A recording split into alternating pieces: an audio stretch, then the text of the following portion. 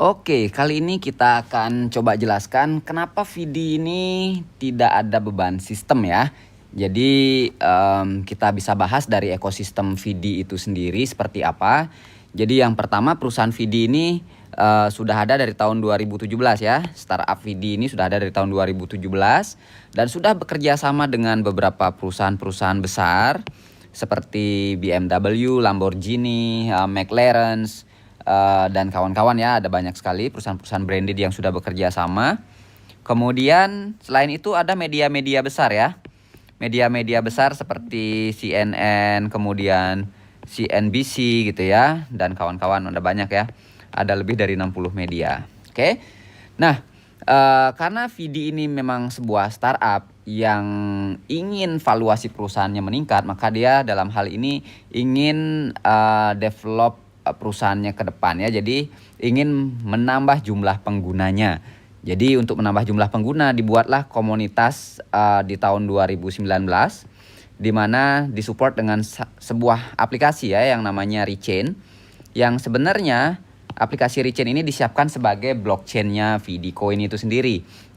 Nah, perusahaan itu membuat Vidi Coin ini di tahun 2019 ya sebagai alat bayar. Sama seperti startup lain, seperti Gojek bikin GoPay, seperti Shopee bikin ShopeePay, seperti Alibaba bikin Alipay, maka Vidi juga bikin Vidi Coin ya, karena berbasis blockchain. Oke.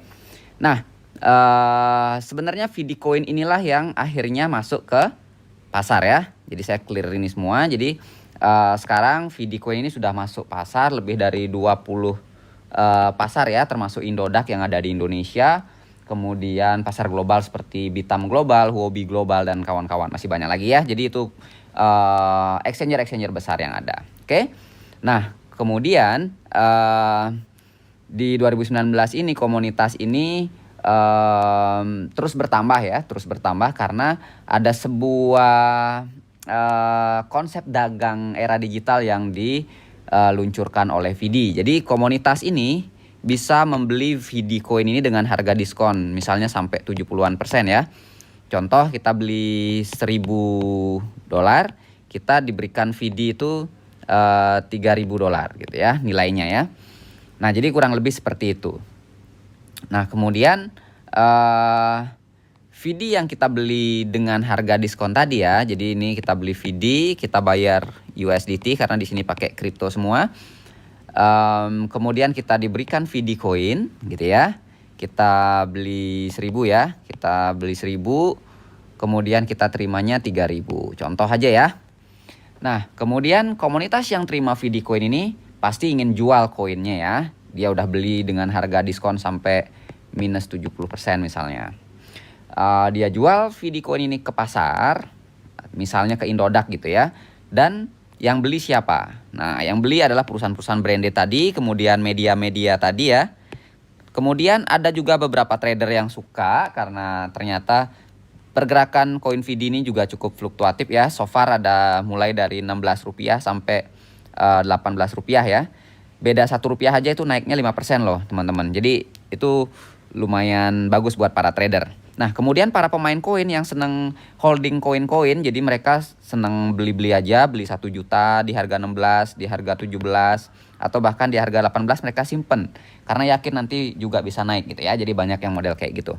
Tapi sebagian besar memang karena memang perusahaan Vidi ini sudah bekerja sama dengan perusahaan branded dan media-media tadi, sebagian besar Vidi Coin yang dibeli di market ini, yang dijual oleh komunitas tadi, itu dibeli oleh perusahaan branded untuk bayar biaya iklan. Nah, pertanyaannya kenapa pakai Vidi Coin? Kenapa nggak pakai fiat money, rupiah, dolar, dan lain-lain, atau euro misalnya gitu ya? Itu karena kalau pakai Vidi Coin itu dapat diskon 20%. Nah, jadi begitu terus, muter terus gitu ya. Jadi perusahaan Vidi ini terus dapat USDT dari komunitas.